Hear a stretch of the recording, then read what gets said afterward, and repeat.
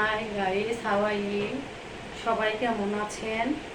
আমি কাব্য নদী আপনাদের সামনে এসে হাজির। সো দেশ এবং বিদেশের যে যে বন্ধু আমার এই ভিডিওটা দেখবেন, সবাই লাইক এবং কমেন্ট করবেন।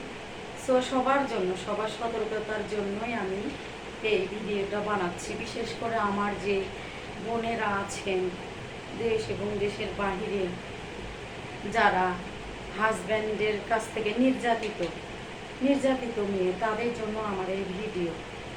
সো এমন এমন কিছু হাজব্যান্ড আছে যারা নিজেরা বাঁচার জন্য নিজের ওয়াইফকে অন্যের কাছে অপমানিত করতে তাদের এতটুকু বাজে না। সো তারা কি করে নিজের স্ত্রীকে অন্যের কাছে খারাপ বানাবে?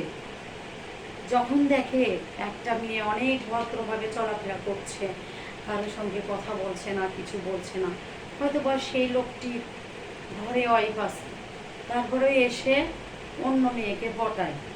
অন্য মেয়েকে যখন দেখে যে মেয়েটা ভদ্র, এই মেয়েটার আচার আচরণ চাল চলন, মেয়েটার নামে কোনো কেলেম নেই, কিছু নেই, মেয়েটা অনেক ভালোভাবে চলছে ফিরছে, সো সেই মেয়েটার দিকে নজর দেয় সব বদ চরিত্রের লোকেরা, বদমাস লুচ্চা।